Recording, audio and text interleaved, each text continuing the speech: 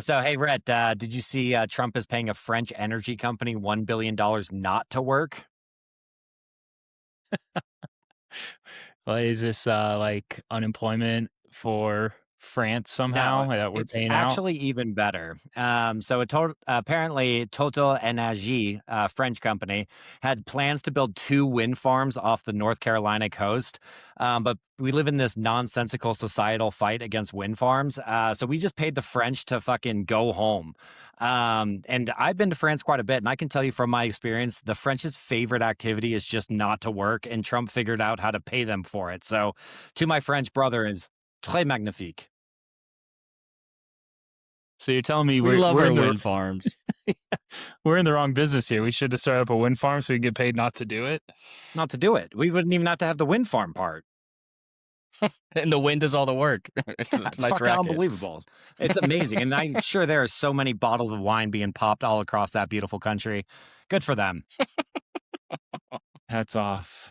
Do you guys France. want to know how Mark Wayne got his name?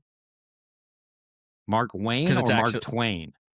Mark Wayne Mullen, the new yes, okay. current Yeah, secretary. Mark Wayne, not a hyphen. Mark or anything. Wayne. Mark Wayne. Because it's actually insane. Like, what I read was that his mom couldn't figure out if she wanted to name him Mark or Wayne, so she put both names on his birth No. certificate and No then just way. forgot to change. I'm not kidding. So Well, now he's that's- Mark Wayne. Oh, I was thinking like some John Wayne related story because a lot of people in that fucking era was named after that guy, but that's even more brilliant. No, it's even better. My wife would have killed me if I put two first names down on the birth certificate and forgot to change that. It'd be a nightmare. Yeah, it's usually not a good move. It never fixed it. Never had the decency to actually go in there and fix that, huh? That guy's a senator with the name Mark Wayne. Mark Wayne. People of Oklahoma, Hey. have some respect for yourselves. You can really do anything in this world if you want to, Cameron. Yep. All right. If I gave you $500 a day, do you know how many years it would take for you to have 35 billion? We're here Jesus. for history and politics, not math. Yeah, I was told there'd be no math. Oh, too bad. There's some history and politics intertwined in this here, but it would There better take be. you nearly 200,000 years to reach $35 billion if you're getting $500 a day. So Jesus. technically, this means that if somebody paid you $500 a day starting in the Stone Age, you still would not have 35 billion today. It's disgusting. That's disgusting. Yeah. That's That's fucking It- gross. Just wait till we get to some of these budget numbers with the DHS, and you're really gonna throw. Well, hint, that's the supposed increase that we have here from where we currently are with the DHS budget to where we're going. Just Fuck. that's the increase amount there. Well, those people in the Stone Age better start working now. Yeah, so They better let learn me- coding. Let me put it a different way. Let's up the ante a little bit. Not 500 a day. Let's do $1,000 a day. And the equivalent of $1,000 a day would be earning $365K a year. So we're talking pretty good salary, right? Guess how long that would take to reach the 35 billion? Probably going You back to lost me after a bunch of dinosaurs here, I don't zeros know. on the last one, so All right. If you're making $1,000 a day, it would take you about 100,000 years to hit 35 billion. God. damn I feel like these are just the stats that like Elon Musk falls asleep to, and just with a smile on his face. just someone whispering in his ear. He's like, normal people would kill for this. Normal people would kill for 2% of this. Yeah. Fucking Yeah, we're wild. talking not just a lifetime. We're talking from the Stone Age to now, and still not achieving that. So That really is absurd. yeah, it's absolute absurdity. And to maybe breadcrumb a little bit about what we're talking about today. For comparison, the farmer assistance that we just provided, that emergency aid for like the loss of, trading partners due to tariffs and like us not selling soybeans anymore and like pissing off China and all that kind of stuff, We gave farmers $12 billion. And so we're talking a $35 billion budget increase, an increase again to the $12 billion we just paid in an emergency fund. So we're not even like touching on half that. And the losses that farmers had over 2025 were like 35 to 44 billion in losses. And so we just slapped our good old farmers of America with a Band-Aid and putting in a Stone Age to now's worth of money into the DHS. Oh my God, that is just Awesome. a Well, new just go to dystopian term. onlyfarms.com, dude. You're good. That is a new like Orwellian term, is a Stone Age's worth of wealth acquisition. It's been God gone. damn it. What has happened? It's great. It's fun here. I'm not saying we don't need the DHS. I'm just saying, like, are we spending that money in the right way? No. Like, what about food security and like trade and economics and all that kind of stuff? That There's we a need whole our bunch of farmers things, for? and we'll get into it. So, Yeah. why don't we hop in, Dud? All right. We all good on our facts. We get all them out there. Cool. So when you hear Department of Homeland Security, do you think safety or surveillance? Depending on who you ask, the DHS is either one of the most important agencies in America or one of the most controversial. So welcome back to episode 2. We made it to episode 2, people, of the formerly known as Educated Idiots podcast, which turns out was just not as original as a game as we thought. So yeah, we're rebranding after one episode, and we're off to an extremely hot start here. So with that, Let's go. I'd love Still to educated get idiots, though, by the way. Very Yeah, important to It's know. under that. a new title. it's still important to think of us that way, but we are named differently. So with that, can I get a little bit of a drum roll? Cameron, you can slap your mouse on your desk. Wow. Introducing the Not the First Time podcast. And this podcast exists for one reason, and that's to figure out what the hell is actually going on in the world. We are not experts. I want to make sure that that is important and that is known, but we are just 3 guys that are trying to make sense of it all. And we figure if you can understand it or try to understand it with us, you can understand how we got here, and that can help you form your own opinion instead of just reacting to headlines. And so today we're going to break down the Department of Homeland Security, where it came from, what it actually does, and why it's constantly in the middle of political firestorms. Andrew is going to walk us through how the DHS was created and why it didn't exist before the early 2000s. Cameron's going to break down what's happening with it right now, from immigration to funding to federal power. And I am here to ask questions that hopefully most people are thinking about.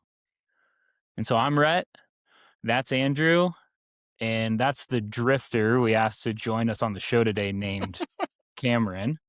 And let's get into it. Just going down the road, boys. Thanks for having me. Glad to have you, pal. All right. Well, obviously today, we're kind of hitting it with a hard one. Jumping into the DHS is a really fun exercise. I'm sure Ekis has had a good time exploring the history, albeit a short history. Man, they filled in a lot. They really jam-packed her. Boy, did they. No, I am still blown away at the fact that we are all older than the DHS. Like, it's true millennial dread when you're like older than the surveillance state. You just have to sit with the fact that this is a new creation. I got to admit, like, hats off to the propagandists on this one, because it does feel like DHS has just been there our entire lives. Like, studying U.S. history, Truly. you just kind of assume the Department of Homeland Security has been there, and boy, has it not.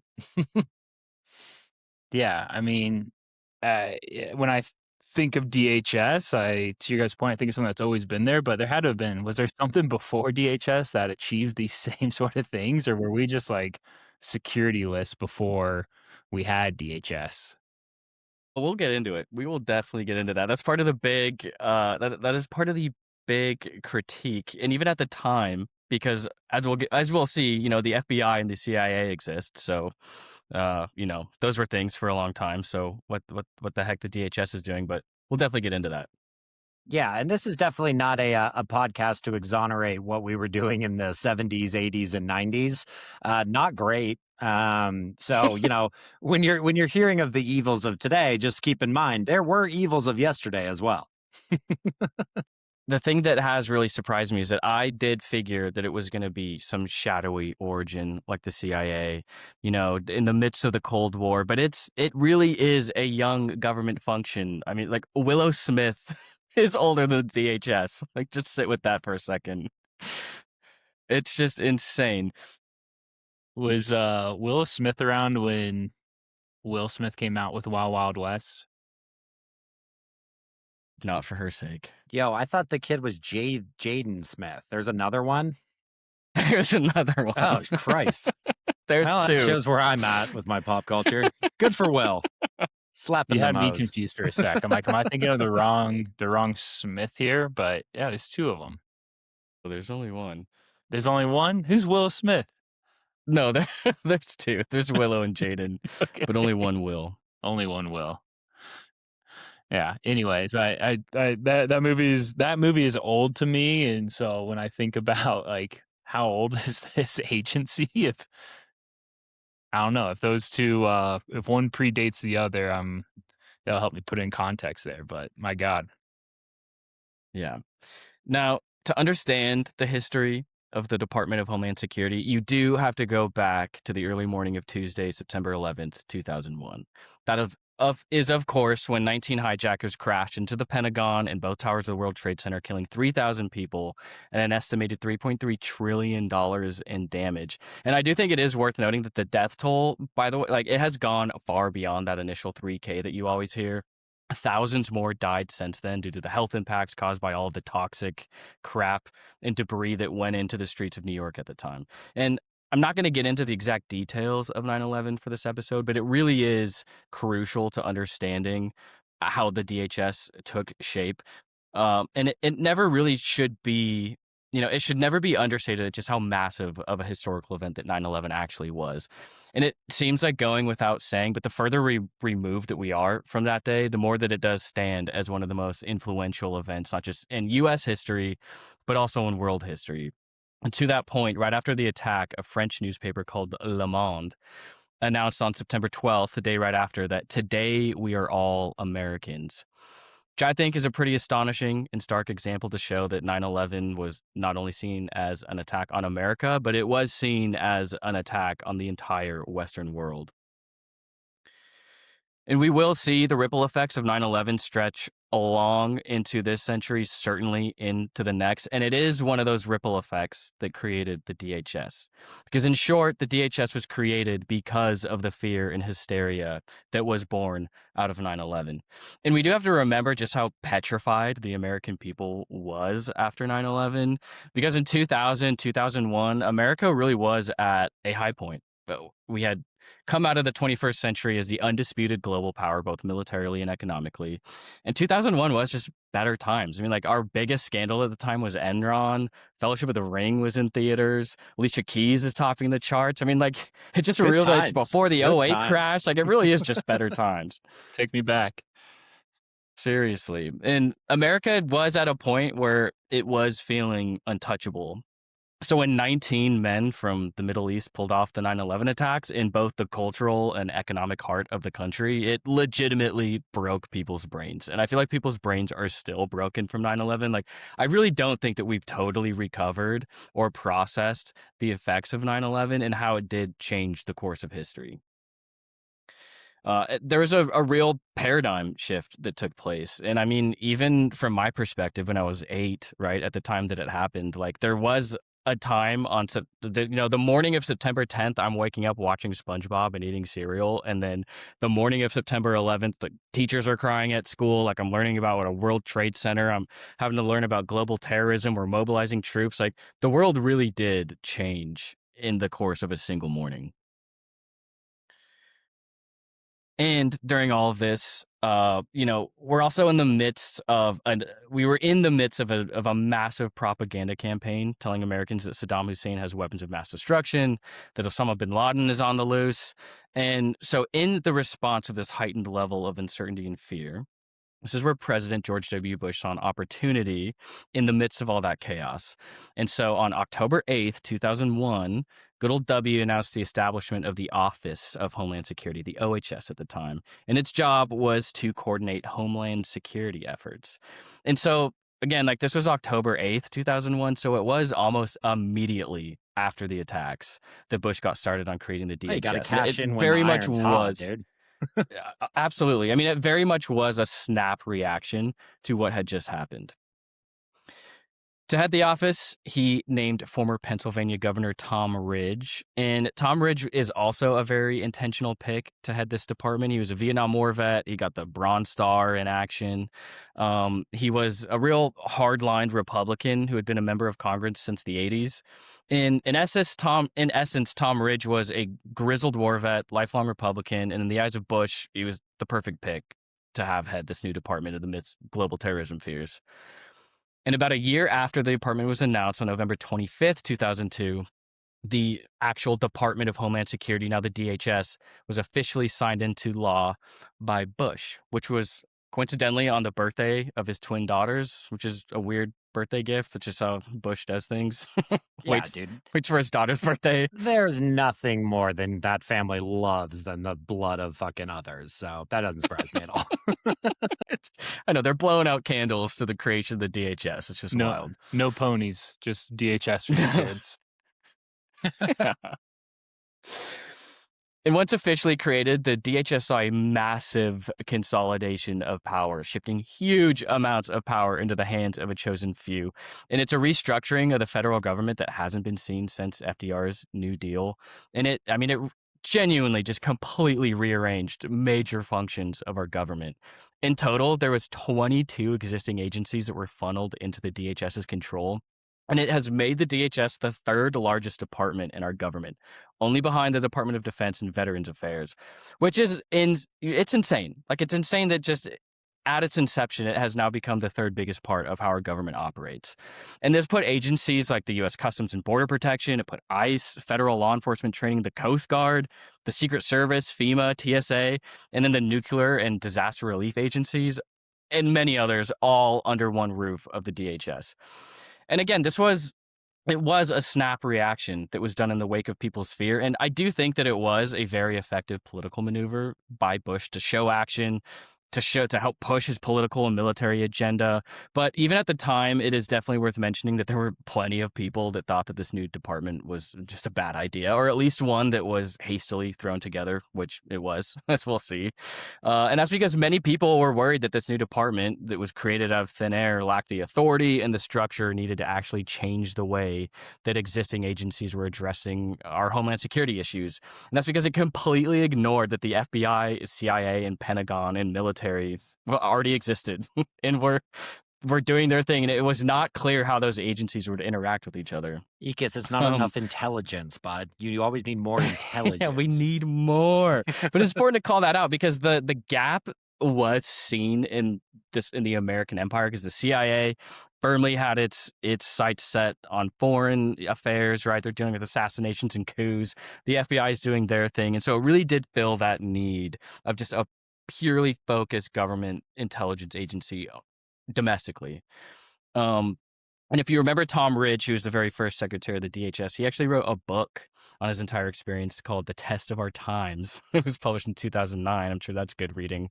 But in that book, he gives pretty candid insight into his time as secretary. And according to him, what he saw was massive amounts of infighting, right? And there was frustrated attempts to build, in his own words, a smooth-running department.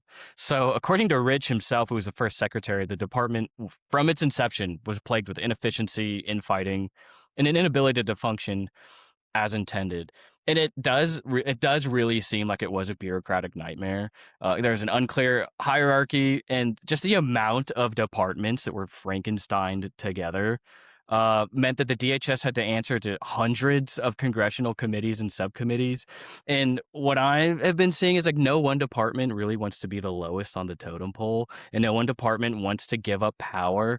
And so you have all these competing departments that are on some level doing similar things, but then on the other side, they're doing very different things. Like, why is the Secret Service lumped in with our natural disaster relief efforts. Like it makes no sense. And people at the time saw that, and it was very much called out when it started. But nevertheless, funding has skyrocketed for this new department. It doubled in just the first year of its existence, and to this day, there are just buckets and buckets of money that are put into it. And by the time Bush left office in 2009, the DHS had overseen $15 billion in failed contracts and programs, and there was not a single terrorism conviction made during that time. But that still did not stop massive amounts of funding. And in Trump's first term, funding went from $40 billion to $52 billion. And today I was just looking at it, and it's $178 billion. And ICE alone, which is just one department of the 20-something that are wrapped into the DHS received $85 billion in funding in 2026, and it has made ICE, and I shit you not, it is the 5th largest military force in the world in terms of spending. ICE outspends and has more money at its disposal than the entire military of the UK. What the fuck? Holy shit. What the fuck? What's the justification of that? I mean, England at least like colonized half, not good, but they colonized fucking half the world. They were with at their least budget. Conquering. Like they got Yeah, good they food conquered out of India. it. What the ISIS fuck are we conquered getting out of this Minneapolis. bullshit? We're deporting the people who make the best food here. God damn it. Well, on that note, I was just gonna say, just for clarity's sake here, when this came to be, you said that 22 departments then joined under the DHS umbrella. Were all those departments already in existence? Like, who was managing those? What umbrella were those under that we then need to say, like, hey, that's no longer relevant and you got to move to this side?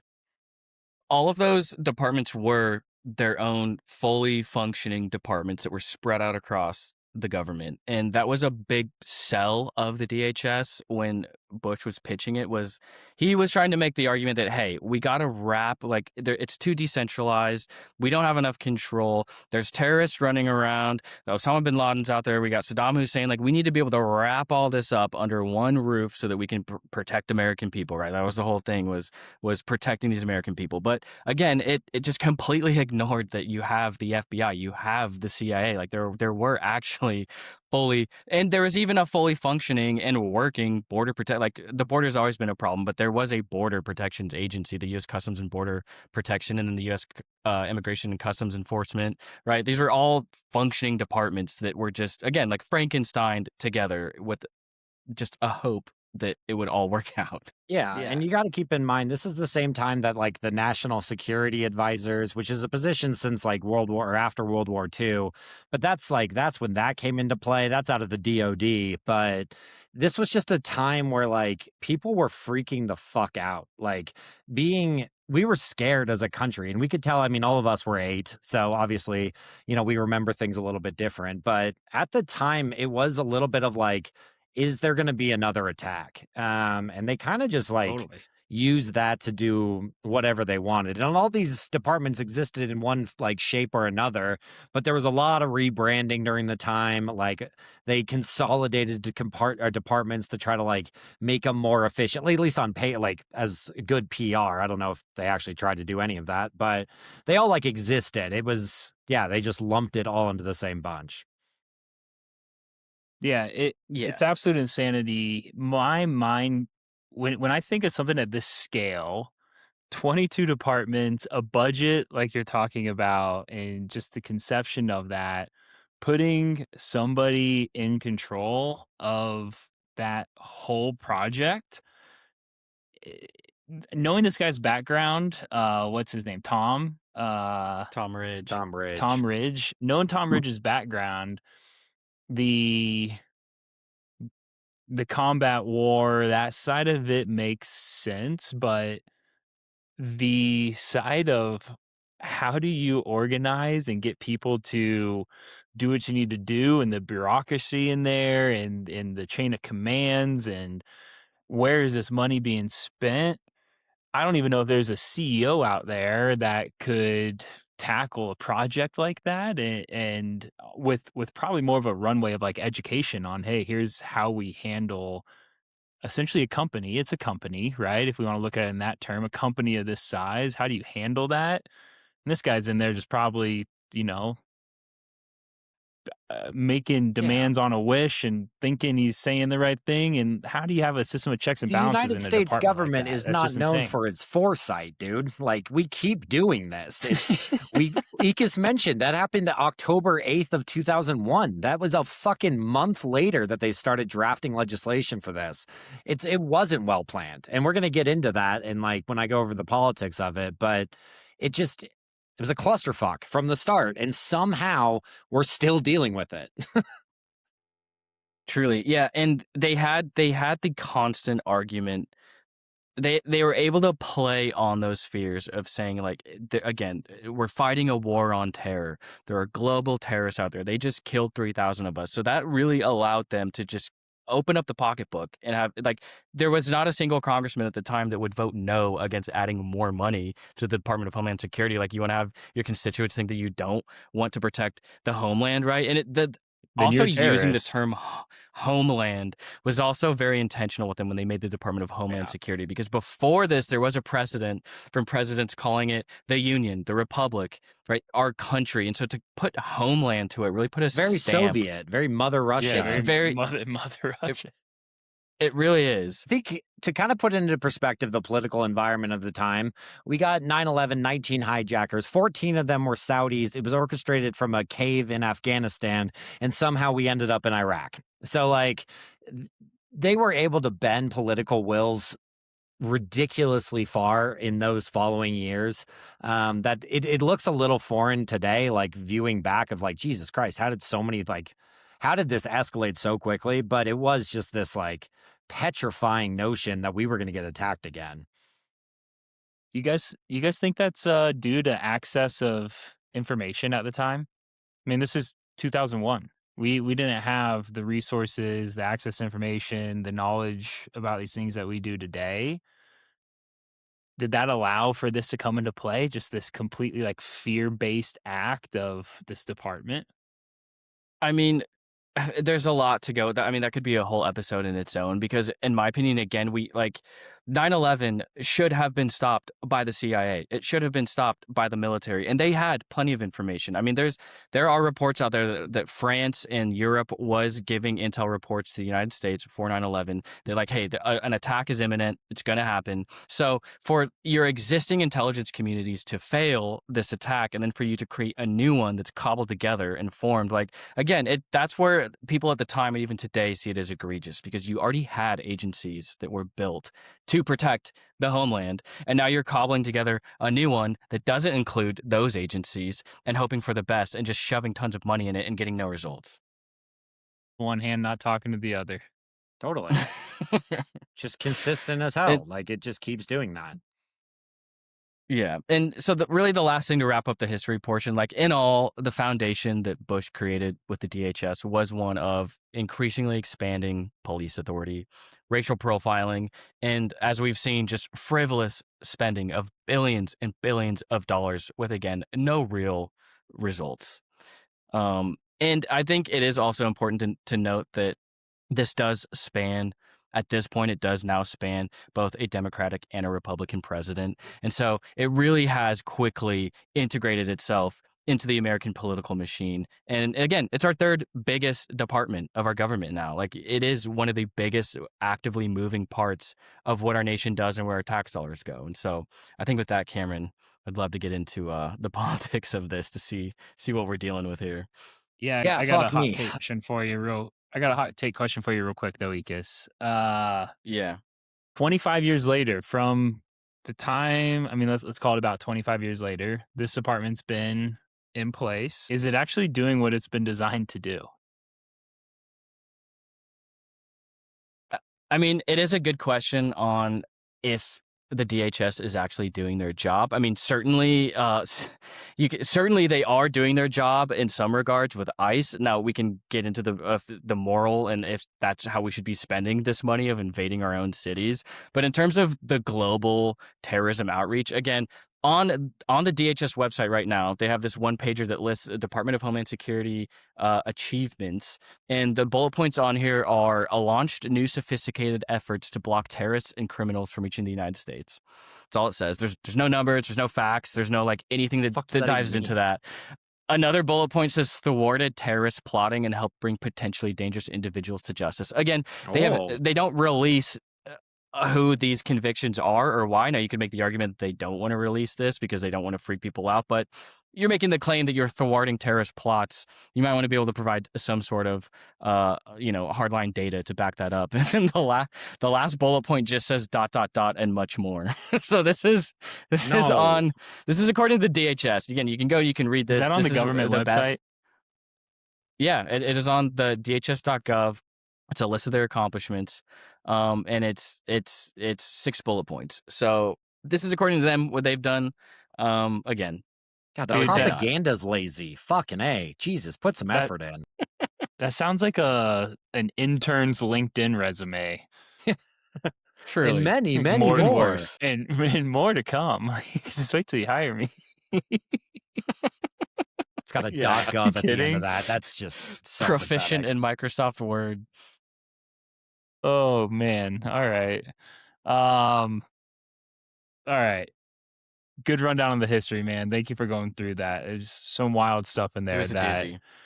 I mean, what'd you say? You can't wait to stop thinking about the history of the DHS here in a few days after we get this done. I think that's because the more you dig into it, the more that it is just a massive interconnected web that gets so much of our tax dollars, and it's just a black hole. No one really knows where it's going, and we're about to get into another war in the Middle East. And how is that going to help? Like, it's just all of it is so intertwined and overly complicated, and it just doesn't take into account the fact, again, that we have existing agencies to do this. Yeah. It's like we have a bunch of like shell agencies within the DHS funneling money to. Nobody knows what's going on, where it's going, what's happening, no chain of command, whatever it might be. But Cameron, we want to get into some of the current state and what the politics are around the DHS today. Yeah, totally. And that's a good segue into this. Is obviously, it's important to know that whenever there's administration change, all the departments have some sort of change in goals and how they operate and stuff like that. But it is like the Department of Homeland Security is unique in the fact that it can almost do 180s from one administration to the next. It changes so much that it really stands out amongst all the other departments as the most politicized of the bunch. So that's kind of where we're starting with it. Obviously, we've gone over the history. Rising from the literal ashes of the World Trade Centers is where this department has started.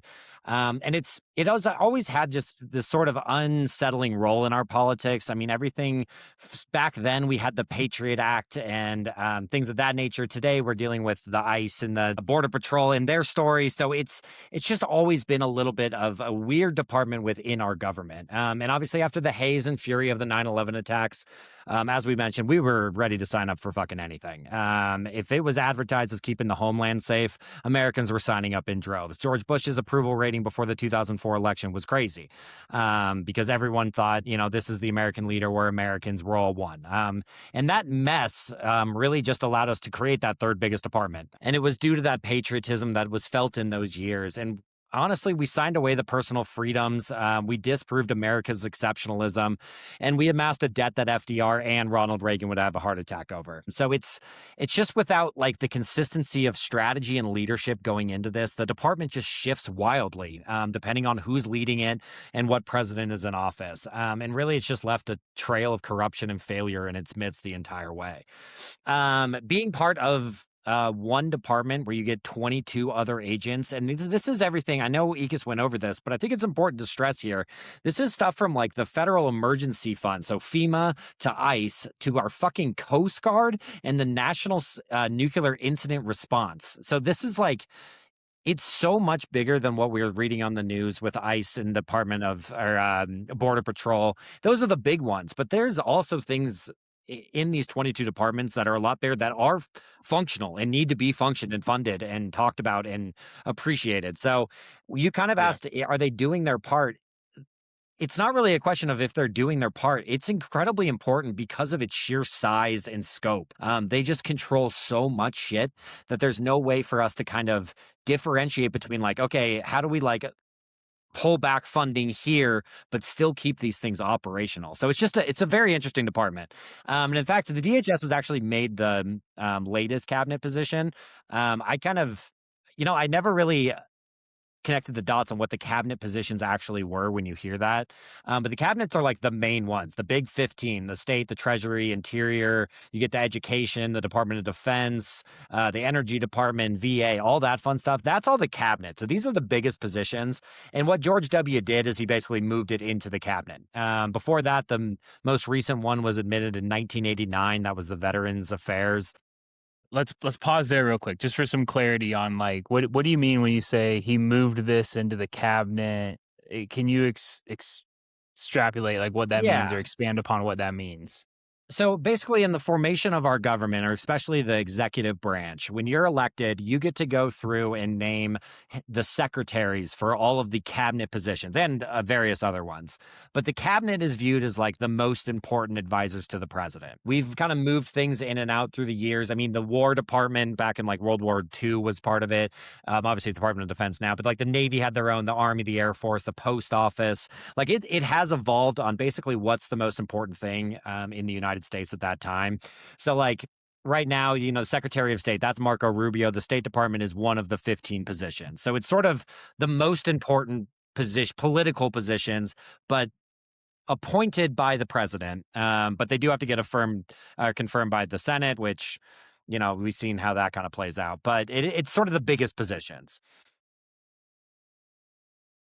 And then the other thing that you mentioned in there is massive overhead and the shifting of funds, and to just bring that into today and where we're currently at right now, I think the perfect example of that is the shifting of funds being debated on the government shutdown, on what's going to ICE versus what's going to TSA and what other departments exist. And so if you have a section for this and you're going to get into it, please do. But if not, my question to you is, have we had these headbutts over funding and what departments get what in the past? And have they been as extreme as they have this year? Because we've gone through 2 government shutdowns, and a big part of that is lack of wanting to fund the DHS for what the current administration wants to put that money towards. Yes. In a word, yes. This department has been fought over by warring parties in our government since its inception. I mean, it is used as political tokens probably more than any other department, simply because it is politicized more than any other department. Obviously, Democrats are taking advantage of it now, but there's been, you don't see as much of a pushback on the DHS from the right just because it is the purview of Homeland Security and spending on defense and things that are traditionally more conservative, but it is always kind of in the crosshairs. And getting people confirmed to lead it.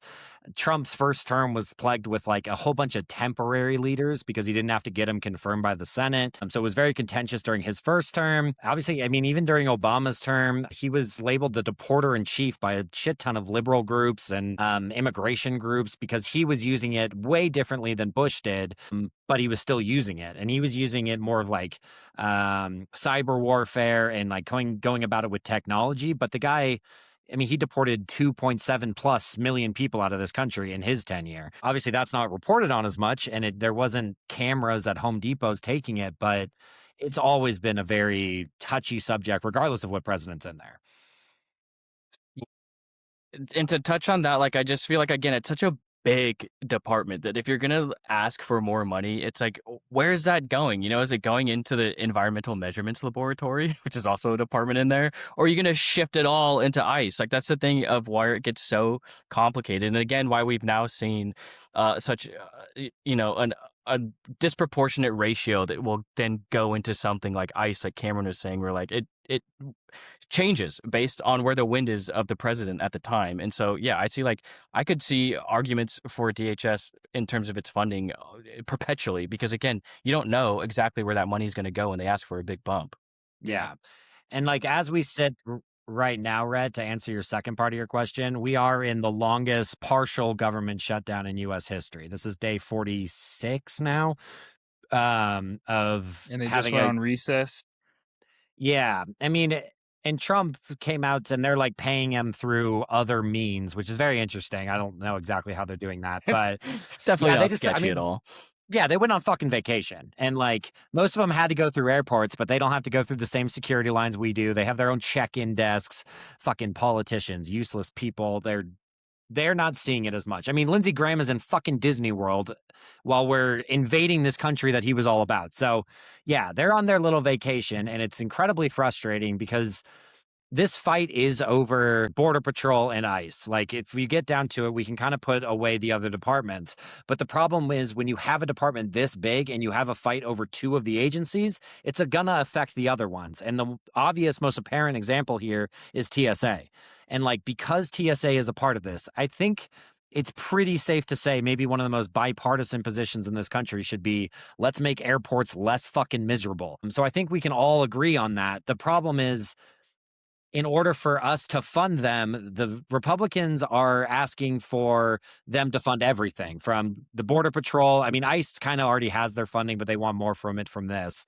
Whereas the Democrats kind of want to separate it, do like a proposal where it's just for TSA funding. And Trump doesn't want to have that because it looks like they're capitulating to the Democrats. So that's why you're kind of seeing him coming out saying, I'm going to, I don't know exactly how he's doing this, Ekis. If it's a bill or if it's an executive order or how the fuck he's paying them without getting appropriations from Congress. But he's doing it. And Yeah, I it's don't kind of know. eliminating the politics of just doing a vote that the Senate would have voted for. They passed it. And now the House isn't going to even take it to a vote because Johnson won't do it because Trump says no. Yeah, maybe Trump's tapping into some of Melania's money from The box her office. her box office earnings. All right, I want to sidebar really quickly. I got advertised for that fucking movie yesterday, and I was flabbergasted. I'm like, internet, what in my life do you think that I would watch this fucking movie? But anyways, I'm thinking we got to do a watch party now. Yeah, oh my I god, think we got to watch it The beginning. to internet end. knows you're gonna watch it at some point. there's not enough edibles on Earth to make that worth it.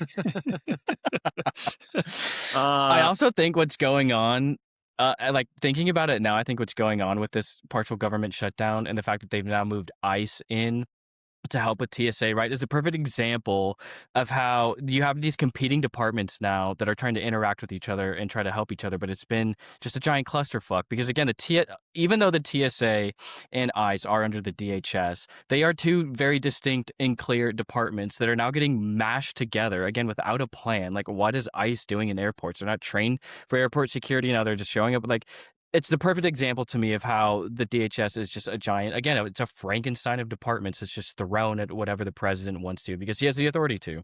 Yeah. Yeah, It seems like it could be some like SNL skit. I mean, I'm sure it will be of like an ICE agent showing up to the TSA job and, trying to wand some guy not knowing what to do or reading the scanner. But on a serious note, what's where my mind goes and it scares me, frankly, is that if we look at the goal of the Department of Homeland Security and TSA being a branch there, of course, it's to make travel easier for people, it's to make it safer for people, and for us to not have issues in the air. I mean, that's kind of my understanding of TSA, right? It's there to make air travel safe. Well, I find it kind of ironic that we have TSA workers leaving their jobs right now, calling in sick because they're not getting paid. And let's talk about the ripple effects of that. Like, who wants to be a fucking TSA worker if there's zero job security there and you're going to get cut off on your paycheck every time the government decides to shut down? But to add to all that, we are at war with a understandably like terrorist nation. And so our internal security at our airports is diminished. We have unqualified people that are not trained on the job. I heard today it takes TSA workers like, I think, 4 to 6 months to complete training to be a TSA worker. And so we have people leaving. That backfill is going to take a long time. And I'd say we're probably at like a heightened, not to go all like Bush on you guys, but we're at like a heightened risk of like terrorist opportunity in this country, and particularly like within our airports and travel systems. Hot thoughts, hot takes on that. I mean, you're exactly right, and I mean, again, I think it speaks to the fact that where is the money going? Because if we're spending an exorbitant amount of money to ICE, who is then going into Minnesota, right, and killing our own citizens, you're exactly right. There's not enough funding there, and it's also the part of wrapping all these together, because now when they don't have the funding that they want, the whole department, 22 functions of our government, the third biggest department, comes to a standstill, right? So now they're all handcuffed from this one issue, and that's why they're trying to patch it together. But Cameron, I'd love to know what your thoughts are on this. Yeah, I mean, this is the downfall of having a whole department that from its inception has been politicized. So it's literally the perfect chip right now for both sides of politicians to fight over. And it honestly, I think they see the lines at airports, but I genuinely don't think they care. I think that the pressure that they're hearing from TSA doesn't resonate with them. So like the ability to sort of put aside what makes American lives easier, we're not doing that. And the TSA is such a perfect example of it, because this should be something we all care about. And I've heard a lot of theories that once this is over, we should take out the TSA from the Department of Homeland Security and just have it funded by itself, because we can't have this every time there's a new administration. I mean, this administration at least has the Senate and the Congress, and they're still doing this. Like, I don't know. It's I don't know what we do here, but it feels a little bit like we grew it too big too fast, and now it's just like this unstoppable force.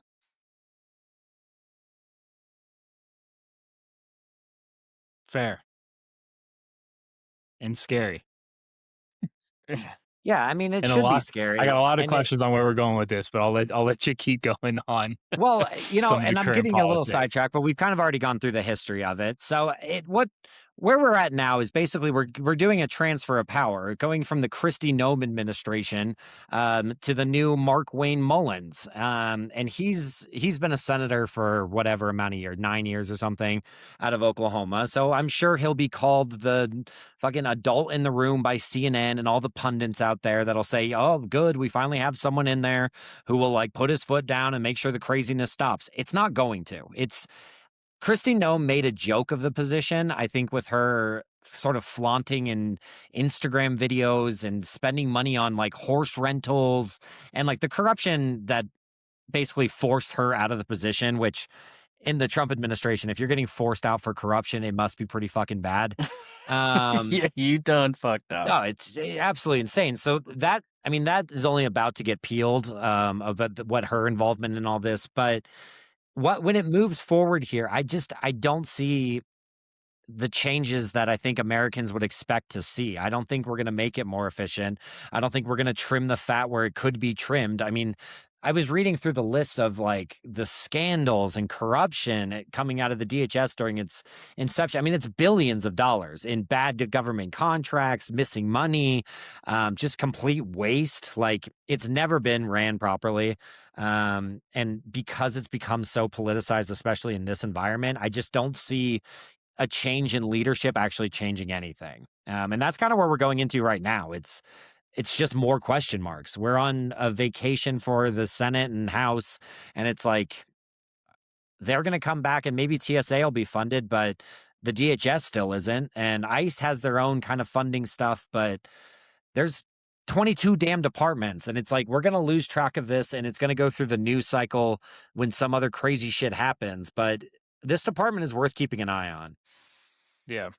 100%. And at this point, I think they've already kind of put their money where their mouth is in terms of who they are declaring as terrorists, which to me is the scariest part of this, because you're absolutely right. Like we are now in the midst of a conflict in the Middle East again. Like there will certainly be another influx of global terrorism because of this war. So when Kristi Noem then, gets up on stage after after ICE under her leadership just shot and killed 2 Americans, and they label them as terrorists, that's where this gets scary, because that is one of the pillars of the DHS, is preventing terrorism. Well, when they can label who a terrorist is, this is where it becomes, again, a massive overreach of government authority, when they can now just declare their citizens terrorists and kill them and get away with it, which is exactly what happened twice. Yeah, That's an I want extremely good to. point. I love that, and I want to spend some more time dissecting that.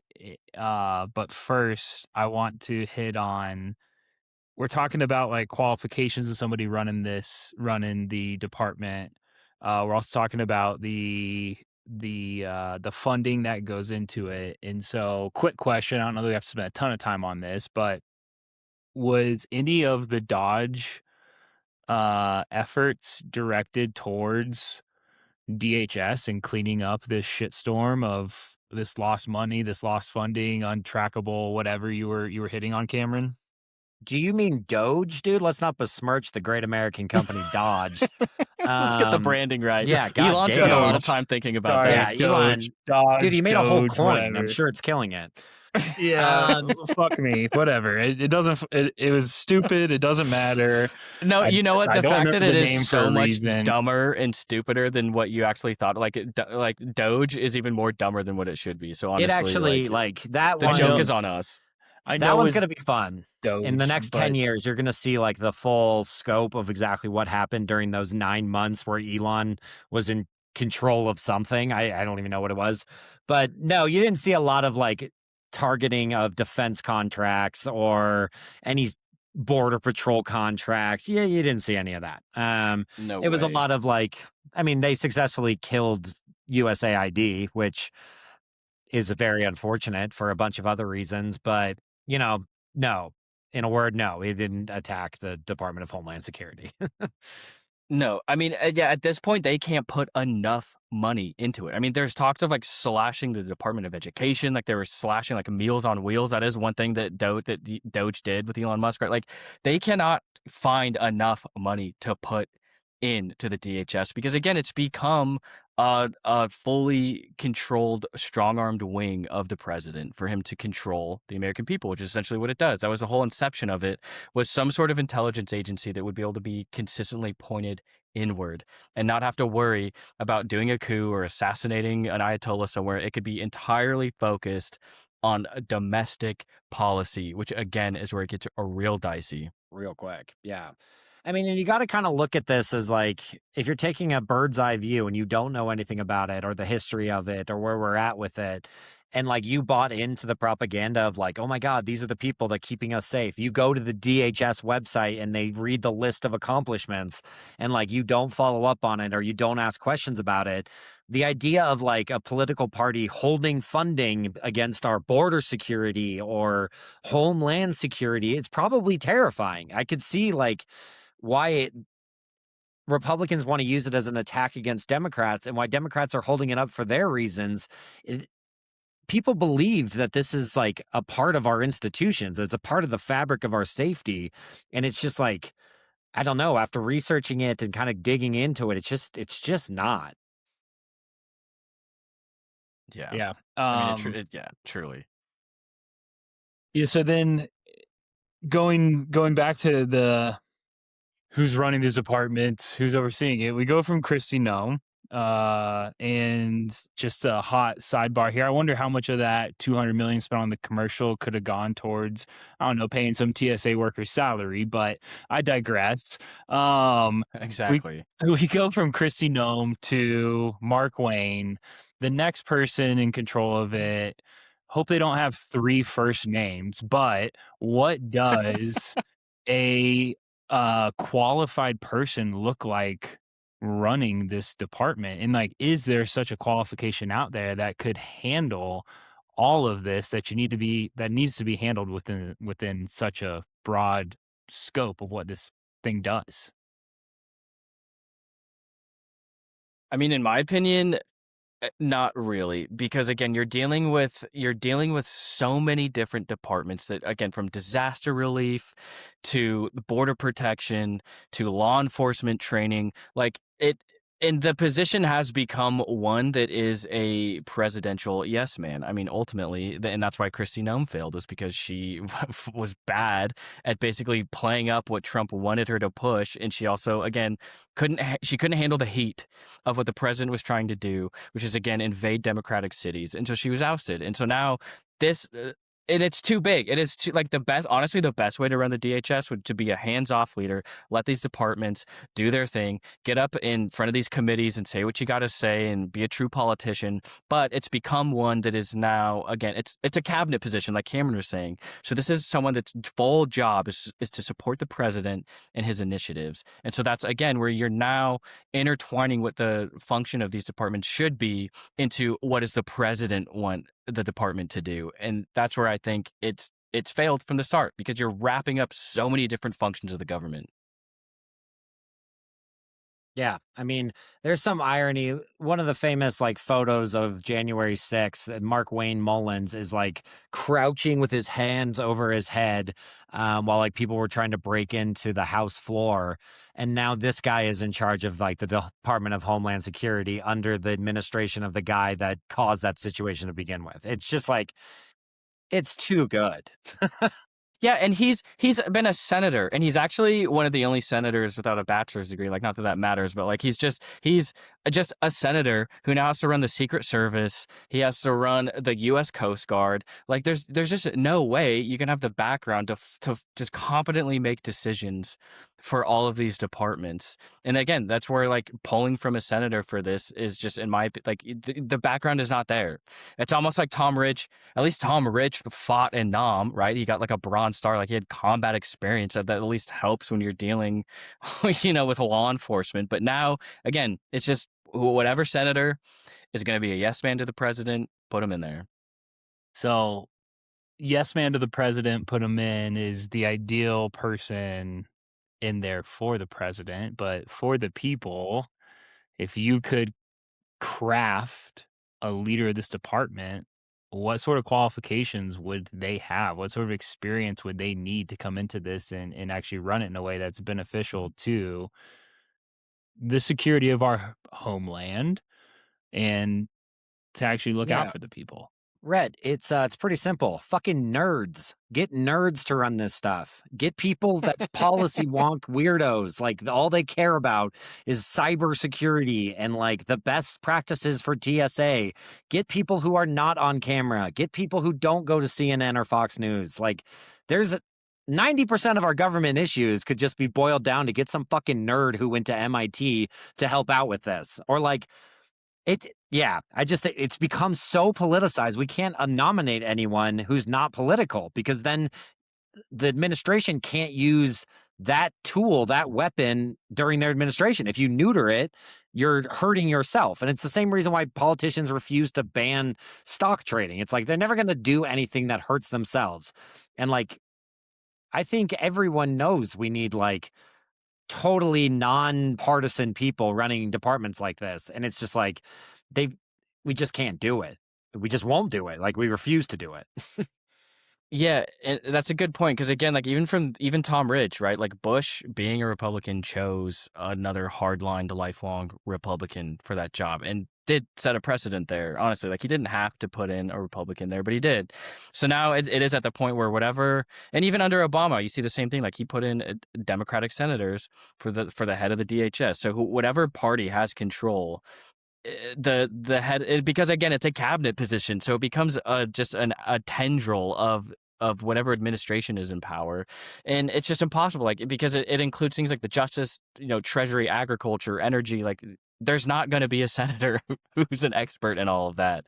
It's too big to have someone competently in there. I mean, and again, it's a yes man position. The founders of this country, they sort of thought this one through. They knew that like political appointees shouldn't work, and that's why they have to get confirmed by the Senate. I just don't think they ever imagined a situation where the Senate would neuter itself, where there is no pushback on like individuals. It's all about, okay, the president said that they should get it, so this is who we're going to vote for. There's none. Like, the original intent was to like have questions, make sure they were fitted for it. And if they're not, you vote in your conscience on who the best person is. That was like the idea. in this particular department, especially, that's never been the case.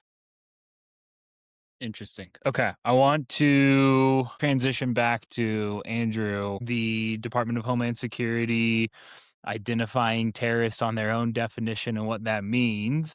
Where do we draw the line between this national security risk and protection and our personal freedoms as Americans? Yeah, well, I mean, I think it goes back to the original criticism of the creation of the DHS, which is we already have a CIA, a Central Intelligence Agency, that is there to gather intelligence to help thwart these domestic and foreign threats. We have an FBI. Like, we already had long-standing institutions that were already doing and laying that groundwork. And so now to create the new department, which is just fully looking inward, politicized from the beginning, also wrapped up in fear. Like, just the whole department was born, like Cameron said, out of the ashes of 9/11, and you get things like the Patriot Act wrapped in there. Like, and it did definitely fill a hole that you see with empire, like the Romans, the early like Chinese imperial China, and even the British Empire had the Home Office, right? Like, there was a need, I think, that the American empire saw of like, hey, we need to consolidate our own domestic intelligence somehow. But again, like all of those examples I just gave, all empires, right? Like, this is a move of an empire to take control of the population. And actually, what's interesting when I was looking into the history is that there were two proposed commissions in 1998 and 1999 to start something like the DHS. So there was already the need was seen, and it was workshopped on the Senate floor. Like, the need was seen to have something to kind of consolidate and put the camera inward on the United States. In 9/11, they never let a good tragedy go to waste, and Bush certainly Boy, did didn't. they Like, not. 9/11 hits, and he's like, let's go, baby. Like, let's do Patriot Act. Let's go ahead and do the DHS. Let's get it worked in immediately. And again, it was at a time where no one was going to say no to that, because the fears of terrorism was real, and they can always lean on that. But again, you have a military. Like, in my opinion, it's the whole fucking point of a military in the Right. first place with Protect any the nation people. throughout any period in history, is to protect the homeland, if you want to even use their terminology. And so to then create this department, which again, that doesn't have any sort of clear plan or hierarchy with how it already interacts with these existing agencies, I think gives them, to answer your question in a roundabout way, like gives them now the freedom to go after whoever they want. Again, you can name whoever you want as a terrorist, and we've seen this. Kristi Noem called Renee Good a terrorist and said that they were justified in killing her. So the line is crossed. It's already been crossed, right? Like, it's already been crossed when they start calling American citizens terrorists she was just driving a car, right? Again, like, had they thwarted the Oklahoma City bombings, right? Like an actual domestic terrorist, like Timothy McVeigh, like, sure. But to just shoot a citizen and then say, oh, well, they're a terrorist, we can do it. The line's already crossed. Like, and it's clear that it's been crossed, that they'll go after whoever they want. Yeah. Cameron, hot Yeah, takes on that? that point cannot be overstated enough. We have crossed like the line of what I think Americans value as who we are to what is actually happening on the streets.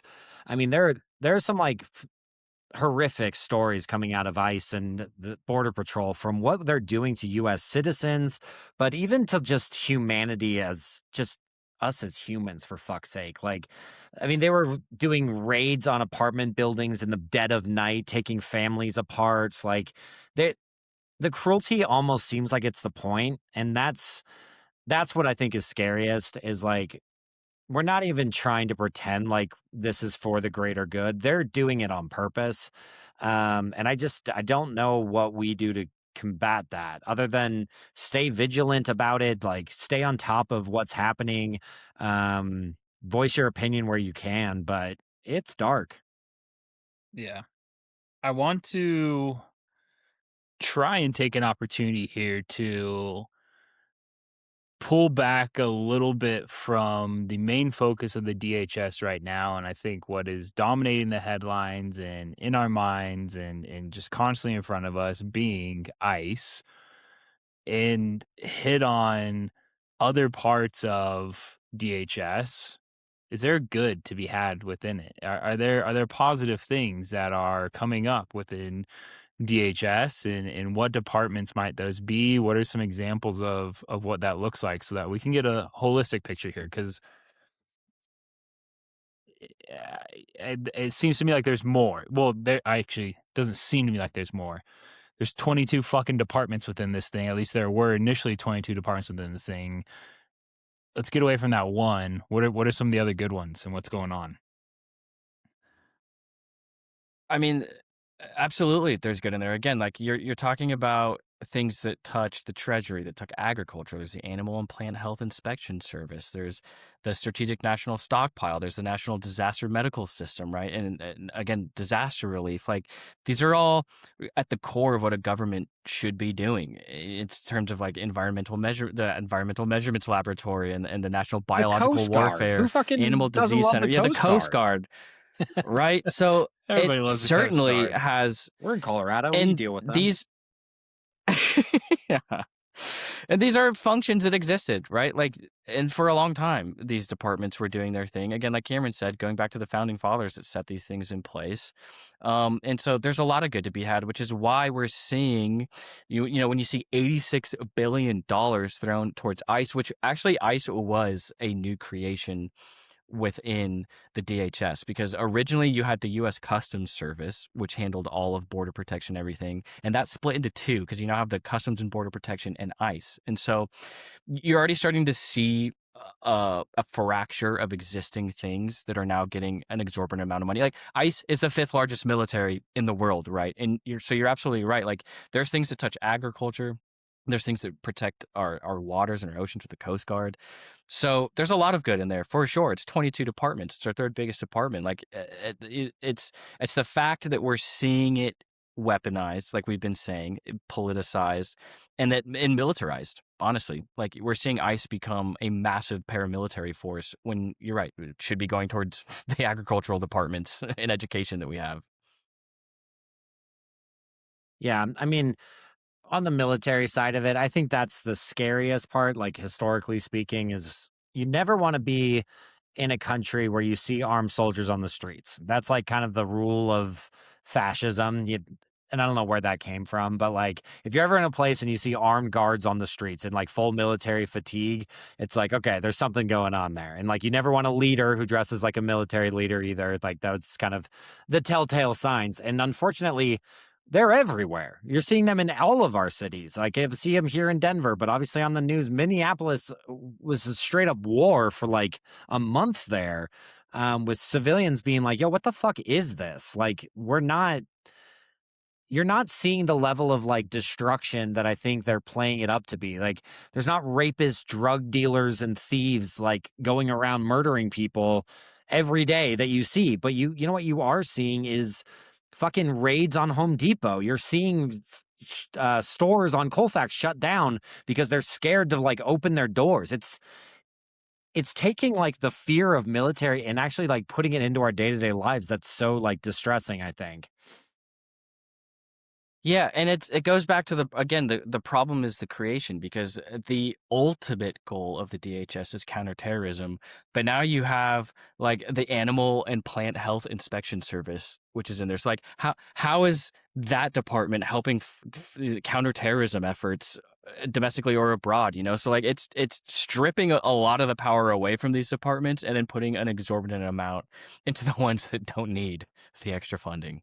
Yeah, I mean, you haven't heard they of added animal FEMA during terrorism. 2005, and FEMA's big Yeah, thing. you know, chicken walked into a building with a bomb. Sorry, Yeah.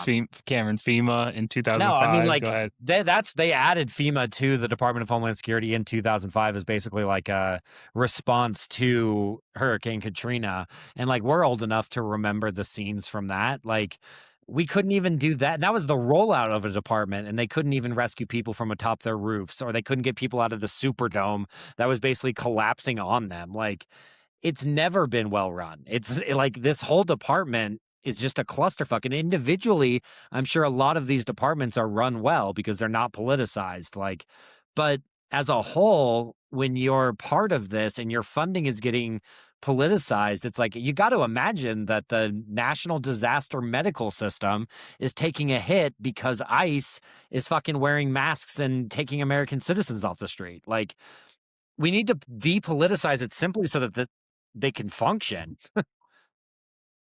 With the good, the bad, the ugly, the in between that is in this department, do we see this getting bigger, or do we see it eventually being broken up? I think looking at the history of it again, and within its first year, it doubled in funding, and again, and certainly under Trump, it's seen such a truly insane amount of funding. $178 billion goes towards it, and now that it is firmly planted as the third biggest cabinet department, I only see it getting bigger, especially with as some of those functions like border protection with terrorism now going to be a huge concern with the war in Iran. I only see this thing getting only growing in funding and only growing in power, in my opinion. Totally. I mean, there's no evidence to believe that it'll become smaller. We have never seen it get smaller. We've never seen a consolidation of it. Like, there's no evidence to think it's going to get smaller. The only way that this department gets broken up is going to take the pendulum of our American politics swinging so far left that they're going to have the political capital and will to basically take on this, like, breaking it up, because we might be getting into it and looking at like just the obese structure that it is today, but the messaging and the PR that will come out if any politician suggests, toning down the Department of Homeland Security, it's going to be a fucking fight. Like, it'll be brutal. They'll make ads for days. Like, it's going to be an uphill battle for whoever tries to do it. So much so that I don't know if anyone will ever try to do it. And all politicians are fucking useless. And next guy who gets in there, even if he's got the same values as us and shares everything, he's going to view this as a tool that he can use. It's the same tool that everyone else has been using. And I've yet to come across a president in our studies in modern history, FDR, bless you, but who is actually like given power back, ceded power, or given a position, given a weapon to his enemy and not used it. We just don't do that. Yeah.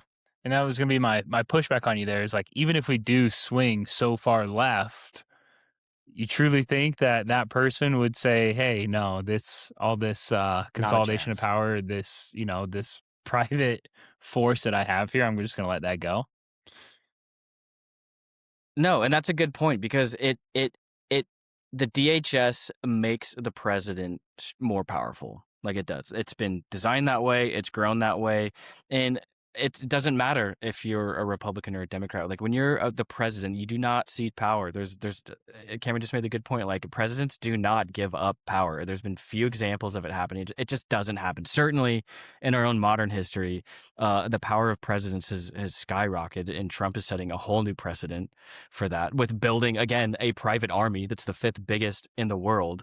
So, and even if you did want to abolish some of it, you would have to go department by department, because like abolish ICE is a movement. Like, I don't know if it has as many legs now, but like that is a movement out there to abolish it. But even then, like to go department by department and to take something away that now has that much money into it and is so wrapped up in our own defense and in with our whole narrative of fighting wars on global terror, and now it's part of the defense budget, like there's just no shot. There's just no chance. It's been just so quickly weaved in to who we are as a country that there's just, it would take such a monumental effort to strip any of it away. Yeah, which we can talk about how to do it, but it's going to take us a lot longer. It's going to be a long podcast.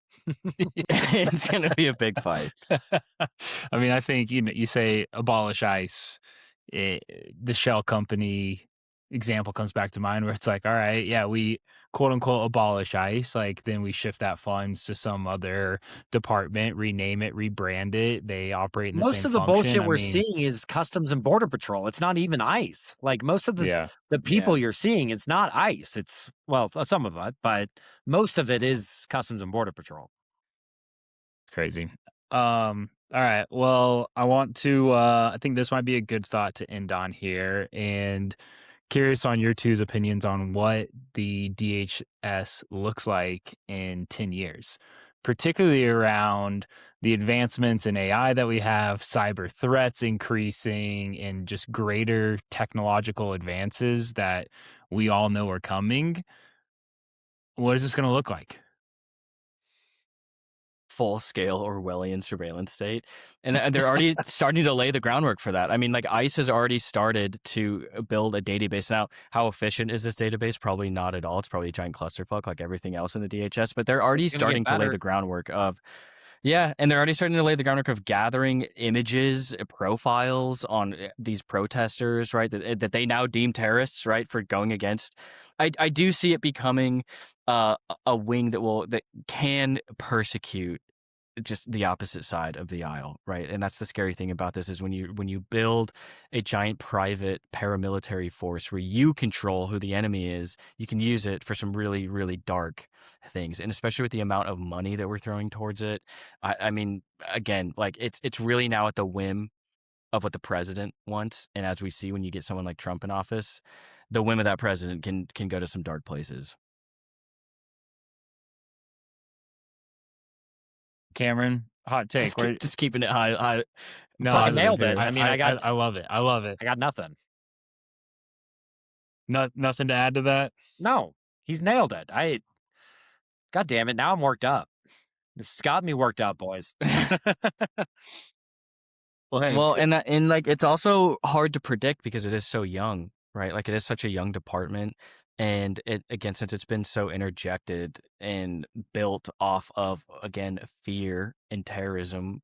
And it really is just you do bring up a good point with this war in Iran because it's going to be more fuel into the fire that we need to protect American citizens, right? Like how would you not want to fund? They're going to use the same playbook that they did in Iraq, right? And they're already doing it where they're like, oh well, Iran has nukes, right? Like they have nukes, they're going to use it. They have like sleeper cells that are in the States, they're going to do it. So like they're only going to have infinite fuel to build up the DHS into whatever they want it to be, even amongst maybe the worst leadership we've seen with ICE, which is Kristi Noem, right? Like they literally killed 2 American citizens and called them terrorists, and now he just puts in Mark Wayne, and they move on. It's business as usual now. So we'll see. Well, it'll be interesting to see how Mark Wayne does handle it differently than Kristi Noem does. I think we'll learn a lot about what this new sort of DHS looks like with Mark Wayne. But again, if it's anything like what we've seen, it's just going to be more of the same. Yeah. I mean, I was thinking like the CIA was the most lethal when it was this like clandestine organization that you didn't know what they were doing.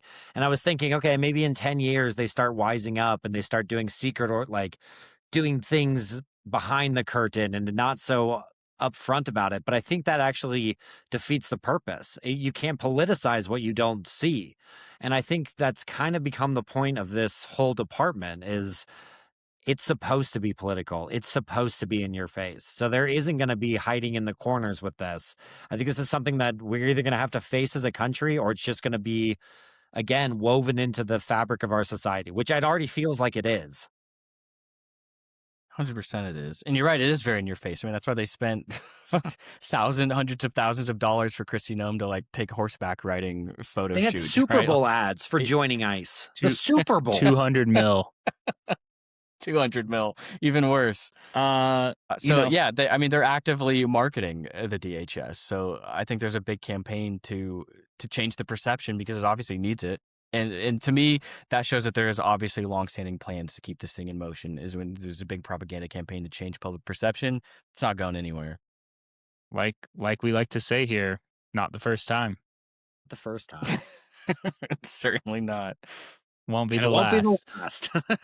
All right, I love it. That was some good stuff. We touched on a lot, and I think that gave a really cohesive rundown on the history and where we're at today, and opened up some really good discussion there. So, right as Cameron's getting fired up, right as we're giving the people what they want to see, what they want to hear, just getting this man angry as hell.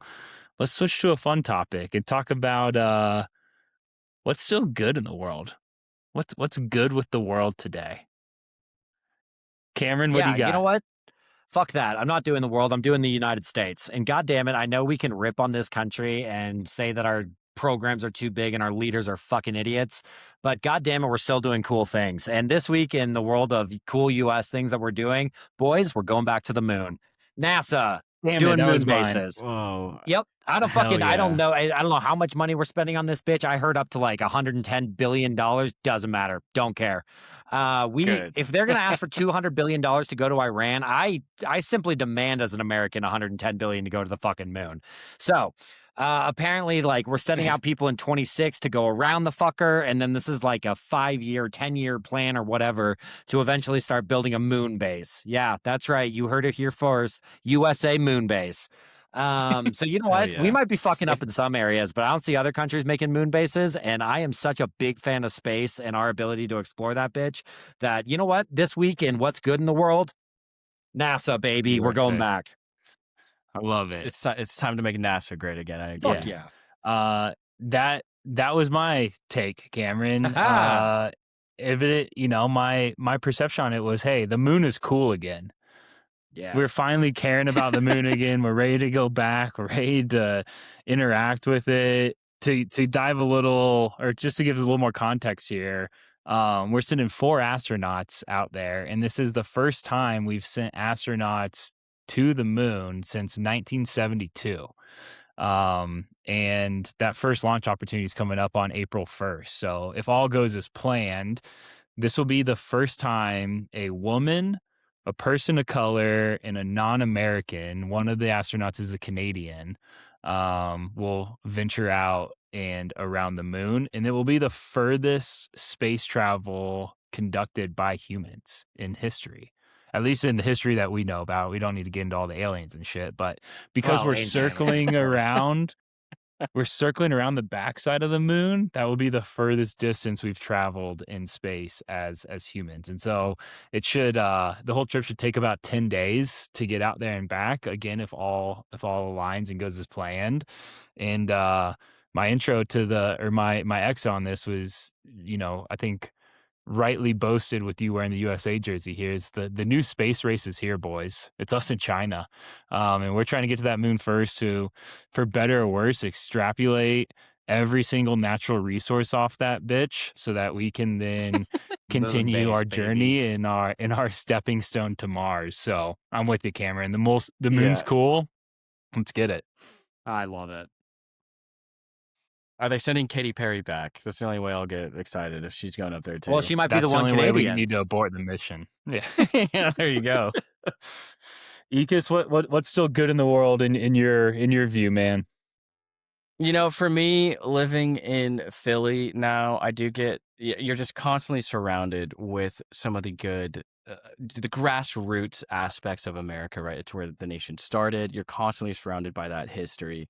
And one cool thing that happened, I mean, it started with a very bad thing, but right outside of Independence Hall, there's the ruins of the original presidential palace. Like before they built the White House, this is where George Washington ran the country when he's president for those first few years. And there was a pretty special exhibit and plaque there that talked about the 9 slaves that he owned, right? It was like, let's not forget that the founding fathers owned slaves, right? There's the good, the bad, and the ugly of U.S. history. Part of that ugly was that he owned slaves. Well, recently, under a Trump-directed order, that plaque and that exhibit was torn down. But good people of Philly don't fuck with that. And so there was like an actual grassroots effort. There's a lot of activists in the streets. People were there every day protesting it. There was a lot of people that went to the courts and filed lawsuits. And after a big battle, we have that exhibit back. And you can see the actual history. And so it's a really cool example of people just not letting our history taken from us. And again, even though it's the ugly of our history, we got to learn it. So I thought that was really cool. Good for Philly, you strong people out there. That's awesome. I mean, don't take away our history. Don't take away the cheesesteaks. We're good to go. Right on. Well, boys, great episode today and awesome conversations that we had here. I hope that this helps the people that are listening to this feel like they know a little bit more about what's going on out there and help them determine a stance for themselves and form an own viewpoint and have an educated perspective of what's going on in the world. So thank you, boys. Let's get after it again next week, and we'll see you guys soon. Absolutely. Thank you. Thank you, everyone, for listening. And remember, it's a republic if you can keep it. More Fati, everyone. Adios.